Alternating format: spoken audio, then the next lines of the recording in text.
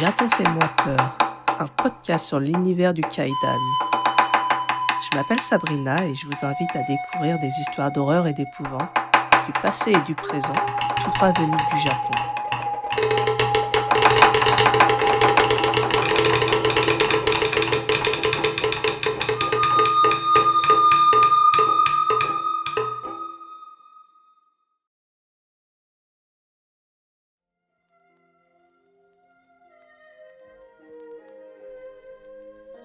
Bonsoir tout le monde, j'espère que vous allez bien.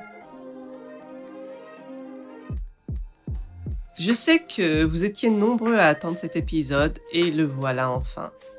J'ai pris un peu de temps pour bien creuser le sujet et vous préparer quelque chose qui, j'espère, vous plaira.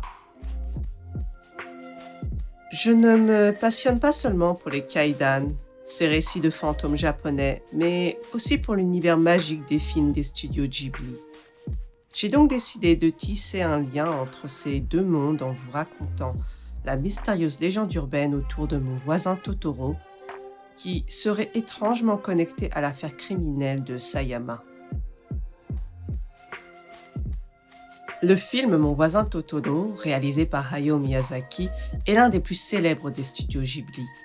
Avec ses créatures adorables, son ambiance paisible et son univers magique, il a conquis le cœur de millions de fans à travers le Japon, dont le mien et celui de mes enfants.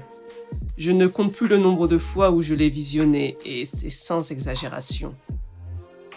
Pourtant, derrière cette apparente douceur se cache une légende urbaine plutôt sombre, qui relierait le film à un fait divers réel, l'affaire de Sayama. Cette théorie développée par certains fans met en lien l'histoire de Totoro avec une affaire criminelle survenue dans les années 1960 au Japon, touchant une communauté marginalisée appelée les Burakumin.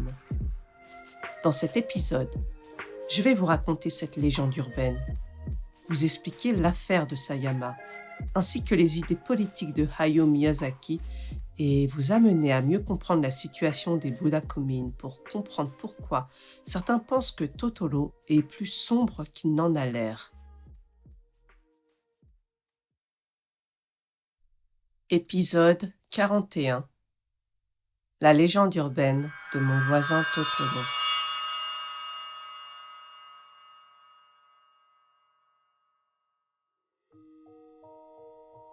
En mai 1963, Yoshie Nakata, une lycéenne de 16 ans, disparaît à Sayama près de Tokyo, le jour de son anniversaire en rentrant de l'école. Peu après, ses parents reçoivent une demande de rançon. Plein d'espoir, ils rassemblent l'argent et suivent les instructions des ravisseurs, mais la réalité les frappe de plein fouet. Le corps de Yoshie est retrouvé sans vie, abandonné dans une forêt proche. Ce jour-là, c'est tout le monde de cette famille qui s'effondre, et la ville entière est sous le choc. Très vite, la police oriente son enquête vers Kazuo Ishikawa, un jeune homme issu de la communauté Burakumin, une population discriminée au Japon depuis des siècles. Descendant de ceux qui exerçaient des métiers jugés impurs, comme tanneurs ou fossoyeurs, les Burakumin sont encore victimes de préjugés tenaces dans les années 1960. Malgré l'abolition officielle de ces discriminations, et Kazuo va en faire les frais. Il est arrêté sur la base de preuves très faibles, dont la fameuse lettre de rançon qu'il aurait écrite. Soumis à des interrogatoires brutaux, il finit par avouer le crime avant de se rétracter. Son procès est entaché d'irrégularités, de suspicions de torture. Pourtant, il est condamné à mort. Beaucoup y voient le reflet de ces préjugés ancestraux contre les Burakumin. La décision révolte les associations de défense des droits humains qui dénoncent une injustice évidente. Cependant, après des décennies de lutte et de mobilisation, Kazuo Ishikawa est libéré sur parole en 1994. Mais il ne sera jamais innocenté. Et ce malgré les preuves qui plaident pour son innocence. L'affaire de Sayama reste gravée dans la mémoire collective comme un symbole des injustices et des discriminations persistantes au Japon. Mais ce drame ne s'arrête pas là. Peu de temps après la découverte du corps de Yoshie, sa sœur aînée, accablée par la culpabilité de n'avoir pu la sauver, sombre dans le désespoir. Elle qui avait essayé de négocier avec les ravisseurs, qui avait porté sur ses épaules le poids de l'espoir de la famille, ne supporte pas de n'avoir pas pu empêcher le pire. Finalement, elle mettra fin à ses jours, ajoutant une douleur incommensurable à une famille déjà brisée. 25 ans plus tard, en 1988, Mon voisin Totoro sort en salle. Ce film de Hayao Miyazaki raconte l'histoire de Satsuki et Mei, deux sœurs qui emménagent à la campagne, près de l'hôpital où leur mère est soignée. Elles rencontrent Totoro, une créature magique de la forêt, une figure bienveillante qui semble incarner la nature et la joie de l'enfance. Mais certains fans ont vu derrière cette douceur une histoire bien plus sombre, connectée à l'affaire de Sayama. Selon une légende urbaine, Totoro ne serait pas qu'un esprit de la forêt, mais un Shinigami, une entité qui accompagne les âmes des défunts vers l'au-delà. Dans cette interprétation, Totoro symboliserait la frontière entre la vie et la mort, et sa rencontre avec les sœurs annoncerait un passage vers un autre monde. Cette théorie s'appuie sur plusieurs éléments du film, réinterprétés avec une touche de mélancolie. La disparition de Mei et la quête désespérée de Satsuki pour la retrouver deviennent des métaphores du deuil. Quand Mei se perd et que Satsuki la cherche de toutes ses forces, certains y voient un écho à la douleur d'une famille face à la perte d'un être cher. Et quand Satsuki et Mei deviennent invisibles aux yeux des autres personnages, ces fans y lisent le signe qu'elles sont déjà mortes, qu'elles ont quitté le monde des vivants pour suivre Totoro vers un ailleurs mystérieux. Pour ces fans, seuls ceux qui sont proches de la mort ou qui ont perdu le lien avec le monde peuvent voir Totoro.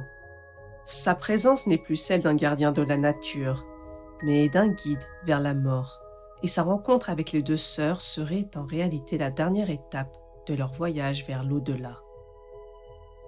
Même le Nekobus, cette créature si joyeuse et étrange, prend une nouvelle signification dans cette légende.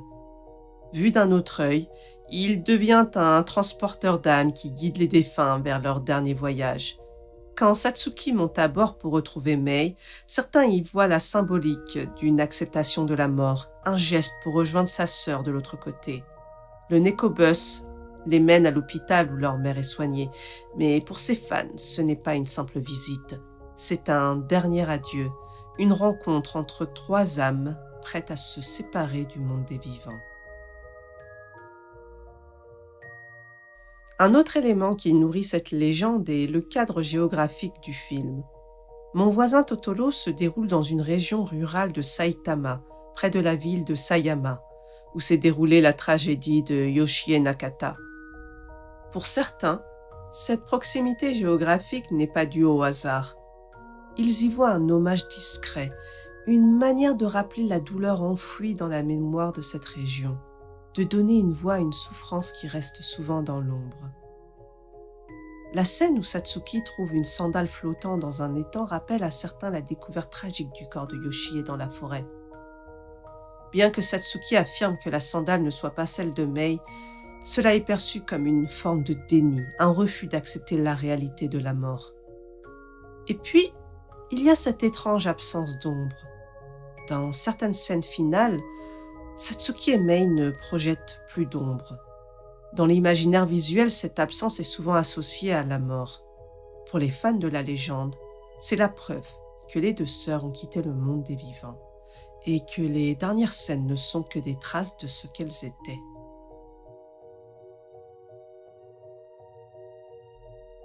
Hayao Miyazaki a toujours rejeté ces théories, affirmant que Mon voisin Totoro est avant tout une histoire d'espoir et de tendresse.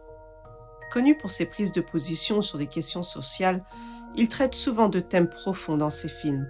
Cette sensibilité aux réalités humaines pourrait expliquer pourquoi certains perçoivent, même dans ce conte pour enfants, des échos de tristesse plus profonds.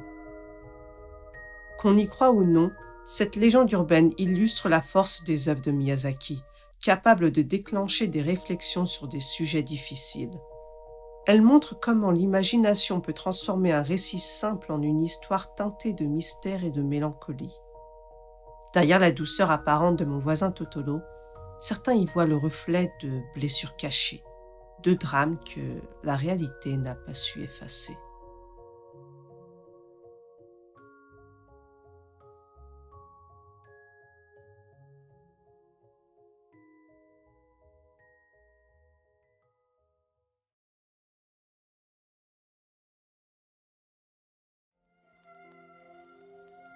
Oshimai. Bien, j'espère que cet épisode un peu spécial vous a plu et qu'il vous a permis de découvrir des facettes moins connues de la société japonaise. Avez-vous déjà entendu parler de la situation des Bulakumin avant cet épisode? C'est une communauté qui subit encore aujourd'hui les stigmates de siècles de discrimination. Le Japon, souvent admiré pour sa discipline, son respect des traditions et sa sécurité, cache aussi des zones d'ombre.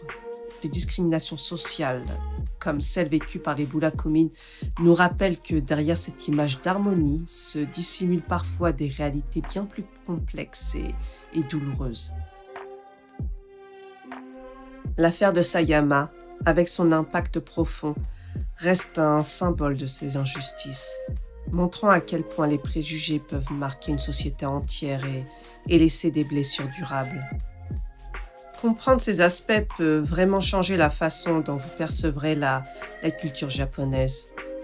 Que ce soit à travers les mangas, les animés, les films ou la musique, tout n'est pas toujours kawaii, loin de là.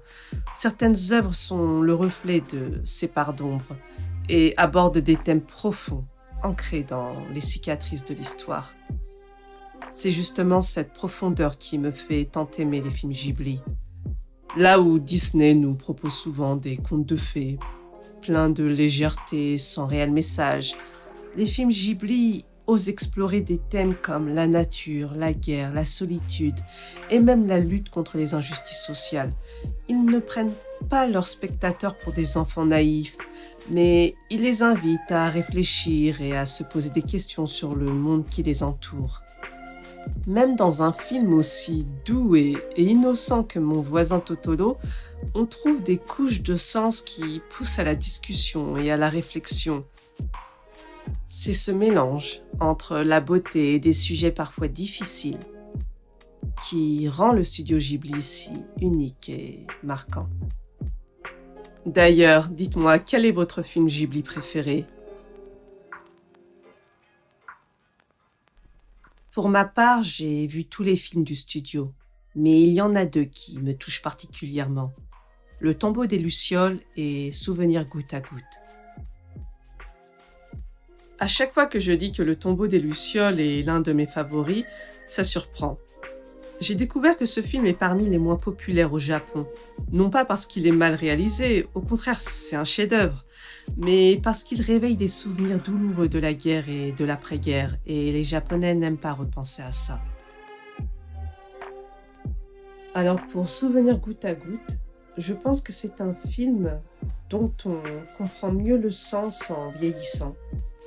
On est avec un personnage principal, une femme qui n'est plus dans sa vingtaine, qui doit faire des choix pour son avenir et elle est un peu partagée. Elle ne sait pas trop quoi faire et elle repense à son passé, à son enfance, à ses choix de petite fille. Avec le temps, elle voit tous ses souvenirs différemment. Personnellement, ça me touche beaucoup. À chaque fois que le générique de fin démarre, j'ai les larmes qui coulent. Voilà, ça me touche très fort. Et je pense que je me fais vieille, tout simplement.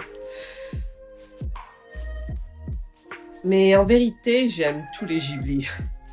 Arrietty, Nausicaa, Pompoko, Kiki la petite sorcière, Mononoke, et même Mes voisins les Yamada. Chacun de ces films a quelque chose de magique. Alors voilà, dites-moi en commentaire quel est votre favori et pourquoi. Ça m'intéresserait vraiment de savoir. Bien, si cet épisode vous a plu, je vous invite à le partager avec vos proches, à laisser un commentaire ou un like. Vos retours me touchent énormément et m'aident à continuer. Merci encore pour votre écoute. Et sur ce, je vous dis à très bientôt sur Japon fait-moi peur pour plus d'histoires d'horreur japonaises.